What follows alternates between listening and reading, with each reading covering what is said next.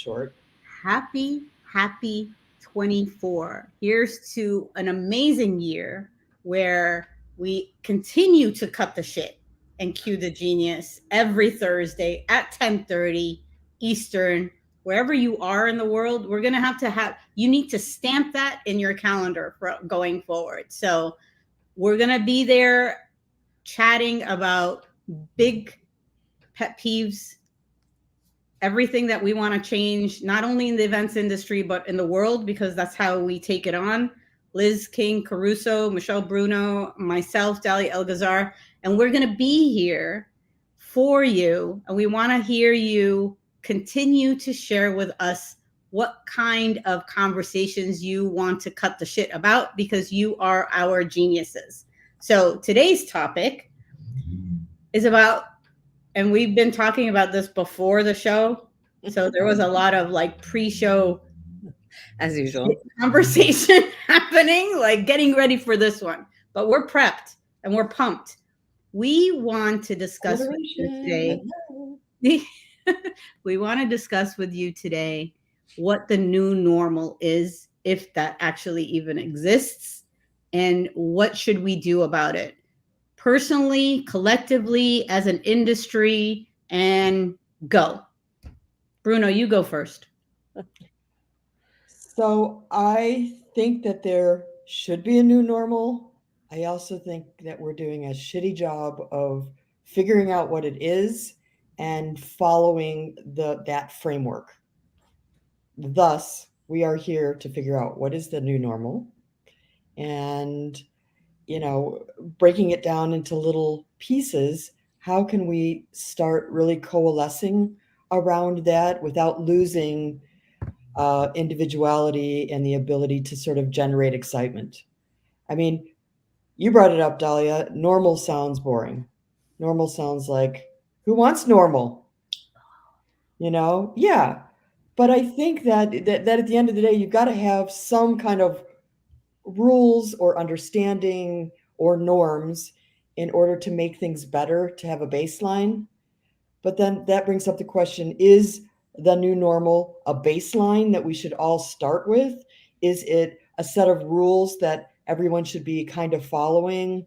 Is it sort of the key to, something that's better than what we had 5 years ago when everything was like sort of okay and then went to hell? So that's what I think. I don't know. I'm glad you didn't use the P or the C word. I'm you banned it. I did ban it. We're gonna have a words of like Dahlia bans these words. So I am comfortable with all words. I don't always use them all, but I'm comfortable with them. And I think we should move onward and upward and forward, and no more P words. We're done with the P words. All right. So we're defining new normal, and I'd love to hear from Sean and our geniuses. Define new normal when it comes to whether on a personal level, on a business level, on an industry level. Like, why do we keep referring to a new normal? Like, what's normal? Mm-hmm. I don't think anyone knows what normal is. I think that's part of the problem. And even Michelle, you mentioned like a new framework, like there's a new way we should be doing events. I completely agree, but it's just, that's not normal. I wouldn't say, if you think about, I think hybrid should be normal. That should be the new normal. We've done that. Now we should be doing that on a regular basis. But every client I talk to is like, no, we're not doing that anymore. We're not doing that virtual thing anymore. Or we're, investing as little resources as possible. Everyone is focused only on the in-person. I was talking to a client recently we're doing in-person only. We just really need that mobile app to make, and I'm like, this is 2005 all over again, like more ways for our in-person audience to connect. So I think there's like the question about the framework. Yes, there should be a new framework. And I guess one of my questions is, how do we then get people to believe that that is the normal standard? It's not like us weirdos, more innovative, forward-thinking people trying to push the industry forward. That is really where we should be. And if you compare the events industry to every other industry, things like DEI, virtual, hybrid, all of these things. This is not new stuff. And yet for the events industry, I would definitely say it's not the normal. Well, and it's funny because DEIB and neurodiversity hit every single 2024 prediction and trend list. Yeah.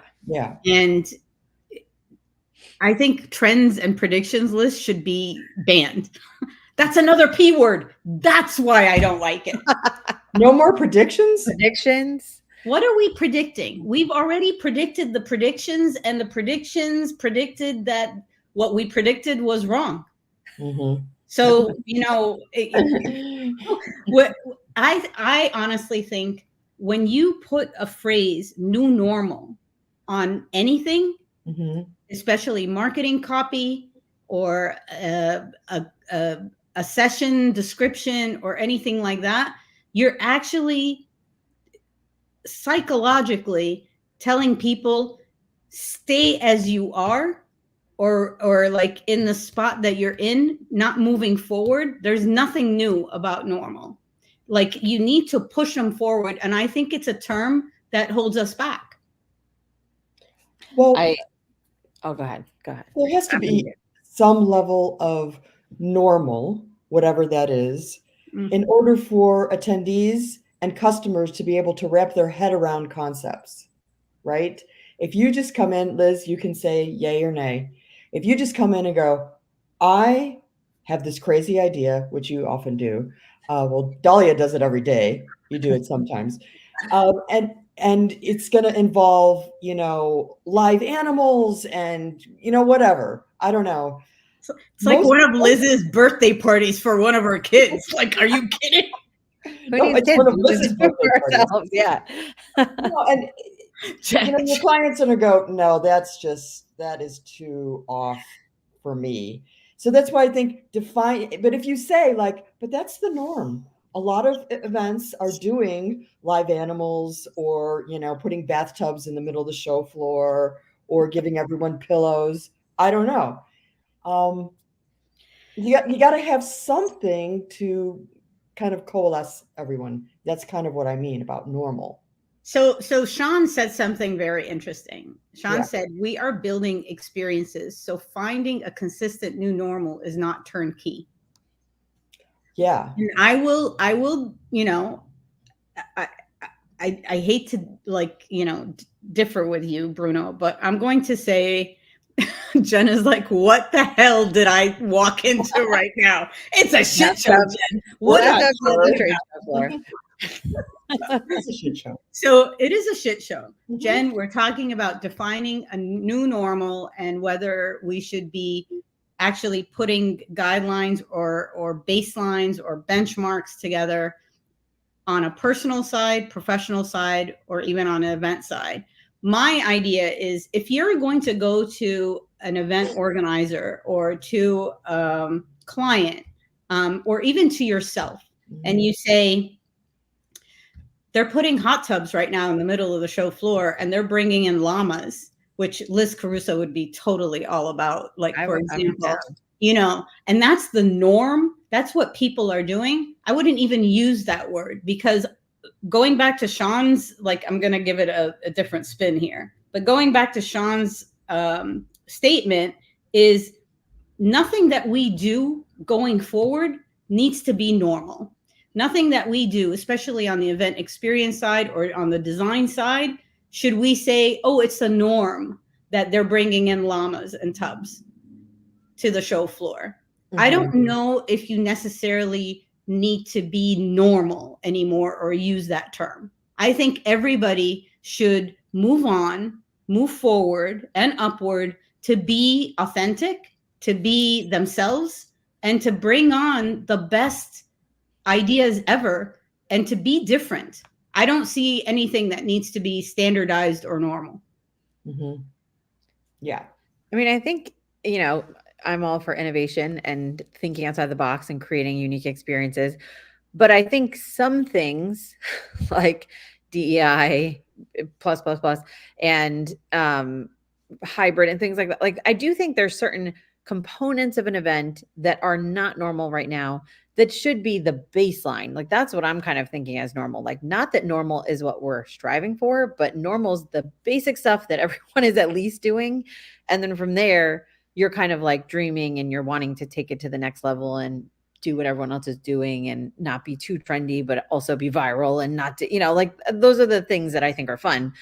But I just think that there's some basic stuff that should be normal. Like you can count on an event. Every time you go to an event, you should be able to count that you're going to have an accessible experience, that you're going to be welcomed as you are, that you're going to have the opportunity to interact with whatever it is they're doing with llamas and bathtubs in a way that llamas and bathtubs to your, the way that you process information or that you can access when you're not physically at the event. I think without those things becoming normal, it limits all that other creativity, just becomes like kitschy stuff that like still makes an event pretty crappy.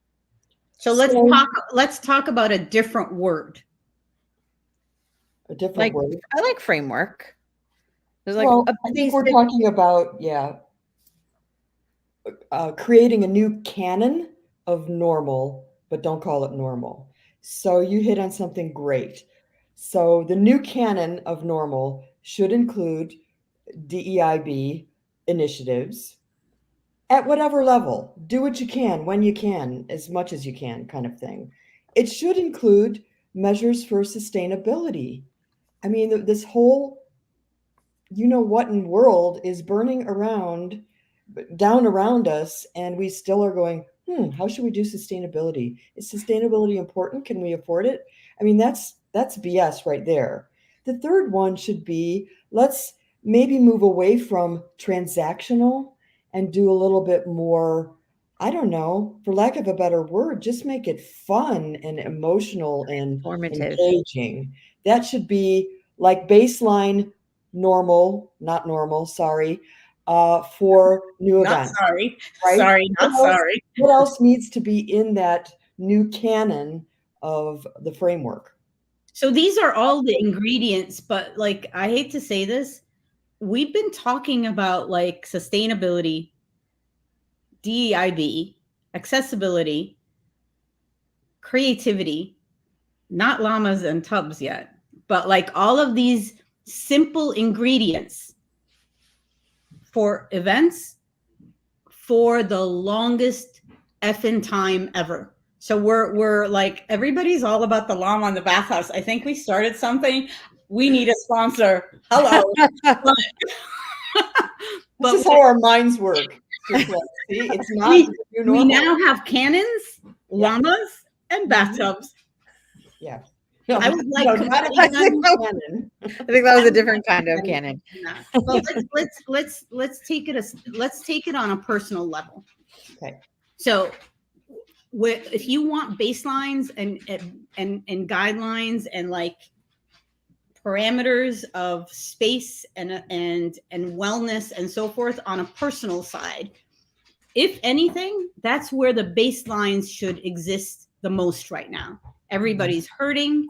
Everybody's tired. Everybody is stretched way too thin, trying to work way too hard.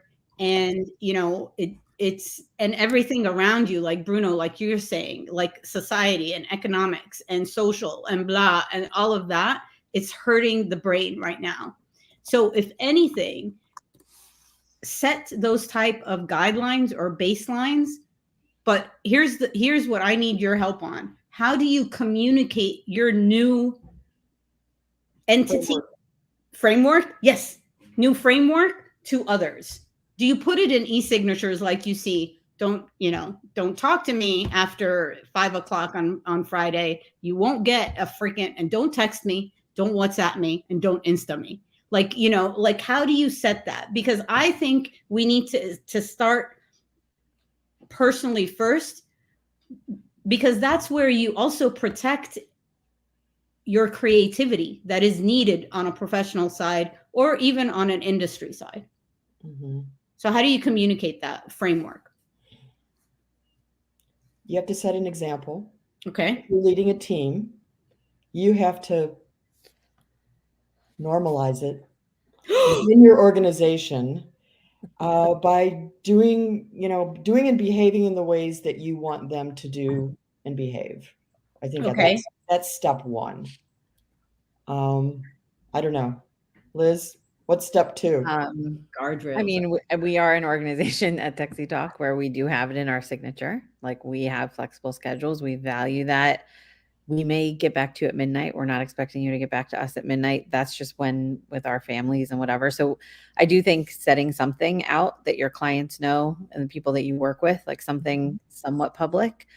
And I absolutely agree with what you're saying. You have to act like that. I do think part of it is in kind of the operations of your organization. I do think there should be some things that are kind of laid out. Like this is what's okay, kind of a handbook of sorts. This is what we believe in. This is what we value. This is what's okay. This is what's not okay. And then that has to be kind of worked in throughout every step of your organization too. That's kind of organizationally. That like if that's what you value, then that's how you interact with other people outside of your organization as well. But I think you just have to kind of probably a lot of people don't take the time to think about what they value until they get pushed too far and then they just snap like I'm done answering all your DMs on Insta. I think it has to be a little more proactive than that. Yeah. And as Leanne says, we have to push back and stop being such people pleasers. Exactly. Leanne, yeah. Well, you do people Some pleasing. bitch bosses. Exactly. Get out there and go. You don't tell me what to do. I tell you what to do. Yeah. But Heather has a really interesting comment here. Nick? I'd like you, Heather, to explain it. Heather Reed. Oh, Heather Reed and then Nick. Yeah. Many What would be a rigorous and protective means of entry into the profession? I wonder. Oh, well, I think education, some kind of formal education, certification. I think that's been a conversation in our industry for a long time that like me in the basement of Columbia University put up a website and called myself an event planner and had zero experience. Best and worst thing of our industry. I think, lawyers get paid what they get paid and doctors because they go through a certain, and obviously they have their issues as well in terms of keeping up. But I think if there's like literally no main way that people get trained. Well, what about the universities? How many people went through a university program or go through? I just talked to a student yesterday who went through a program and she was asking me some questions about the industry. And she's like, yeah, I've just noticed like everything's so outdated. Like people think Canva is so like they have no clue how to use it. I'm going to get my job based only on the fact that I know Canva. And she's already noticed how out of date things are and how little people are doing things the way she was taught in school. So she's like out going to find jobs and she's like, but nothing they're doing is what I just learned. So let's flip this right now. Like, even on the professional side, and it's interesting, a couple of weeks ago, I did a poll on LinkedIn and 70 to 75% said that they were searching for new jobs, new adventures, or going off on their own. 70%. That's huge. So like with that initiative and that like flight, right?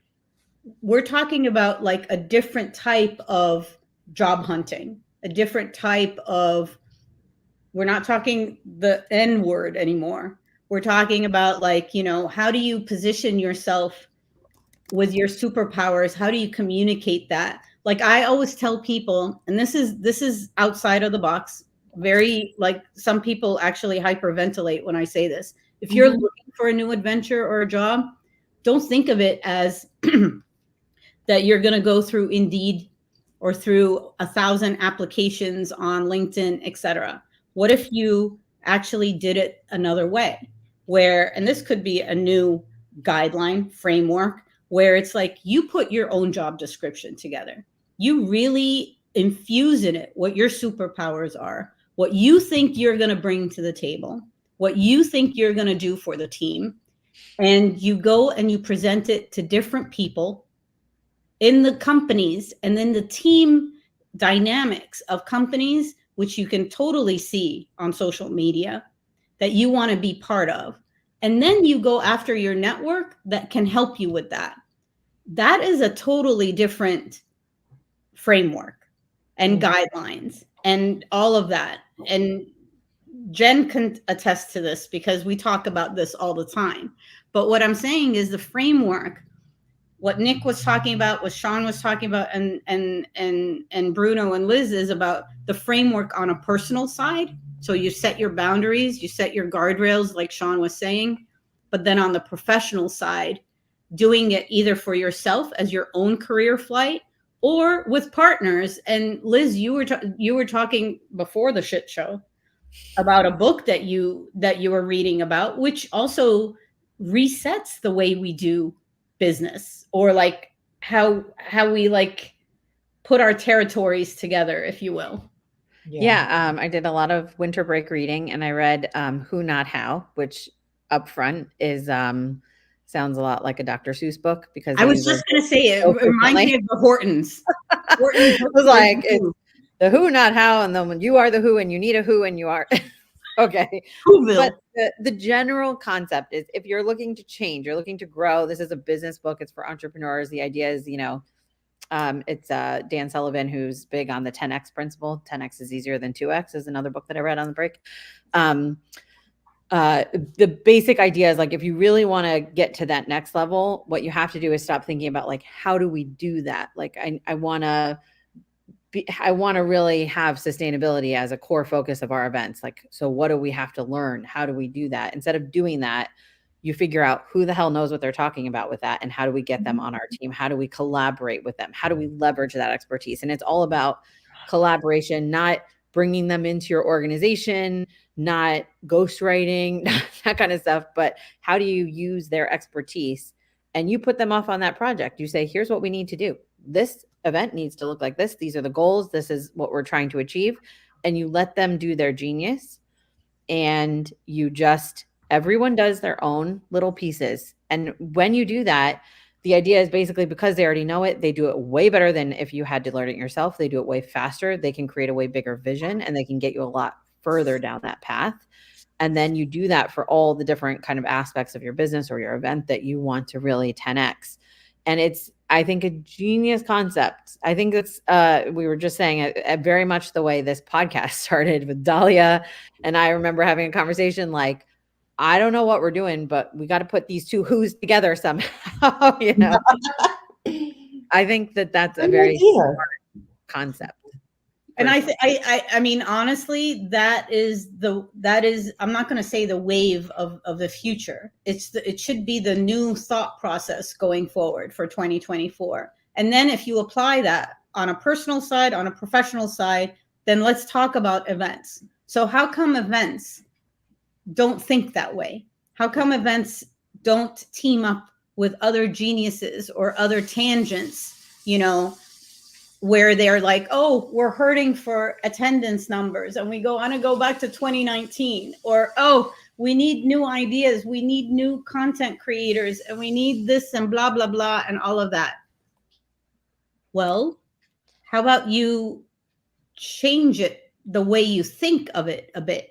It doesn't have to be, this is my territory, this is their territory. Like, there has to be a different way of designing and using that canon of creativity. Different framework, but why not?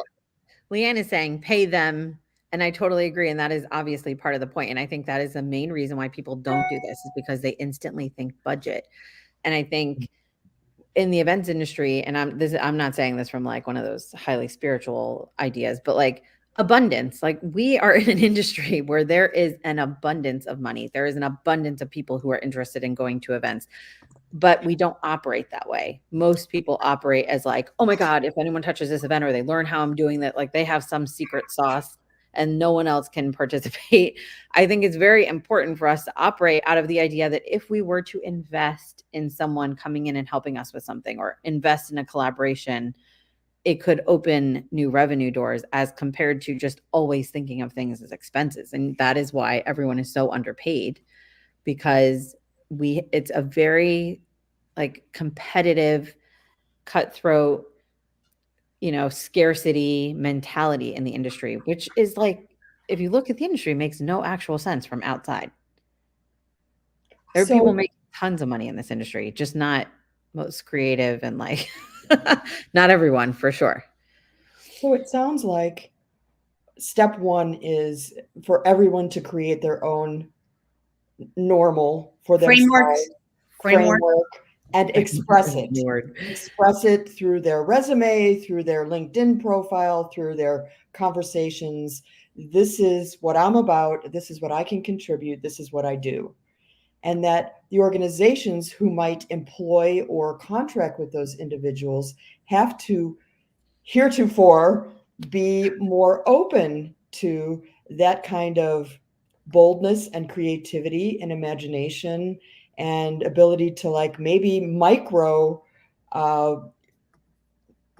divide up the tasks in such a way that you can bring in fresh ideas and newness, you know, to certain parts of the business, and maybe that'll catch on. So it's a two-sided thing to destroy the old normal and create a new normal. You said normal way too many times, so I like to circle back. You're off the island. Back to the main theme. You're off the island. Just don't say the P word. Finding normal to be expressing normals. Okay. Anyway, I love Jen's comment. Can we make this one of our topics? Salary and hourly rates and pricing. We did a few discussions on pricing in the Texie Talk community where we just got together. We're like, if you're in here, you got to share your numbers and you have to be willing to talk about how you price. And it was very interesting. And there were, you know, definitely a range of options. But I think what was funny to me about that particular, and this was all independent planners, but what was funny is it was ridiculously similar at the end, how we price and generally where people are. I gave like the little formula I use for calculating hourly rate. And that was the only kind of shock, was that I don't think a lot of people really use any kind of formula. It's like, oh, I heard this guy gets paid 200, so I'm paid 200. Or I heard this girl gets $1,500 a day. But I think salaries would be a whole nother interesting thing to cover by title. If you know, AV estimates go from 45 to 101K. Get me started. If AV estimates go from 45K to 100K, like, Same you know, event. Hey, you need the brains to like push the buttons when it's needed, or like, anyway, I'm not going to get into that, and I'm not going to name any names, but I think the new word here, well, other than llamas and bathtubs, and is framework. And I think it would be a great exercise where we put together different frameworks. And I love some of the examples that were shared with us, like Leanne saying it's in the e-cig. You know, it's there's a Nick Bacon said something about, like, you know, a communication conversation for project kickoffs, for example. And I think these different frameworks could actually be a selling point for us as professionals, going in and saying, this is how we're set up. We're not only set up on Google folders and, you know, and on Slack. This is our framework, and this is how we can help you push forward and bring hot tubs and llamas. You know, it also brings up, though, yeah, we can go in there with a million ideas, but for the most part, people don't want to do them. Most organizations do not want to go the llama hot tub direction. They want to do. I'm seriously thinking they're missing out.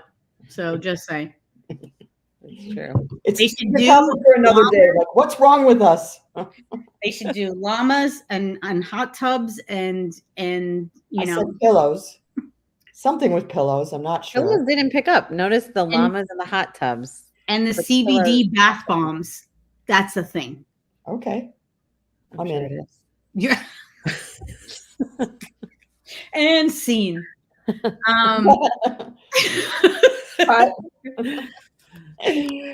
Oh, this has been lovely, ladies.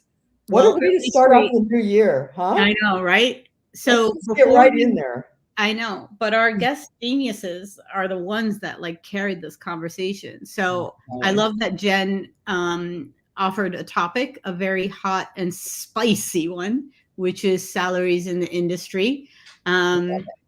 But I would also love to hear very quick from everybody what other topics that you would like to discuss, take on. Stay away from the P words, and pivot is actually one of them.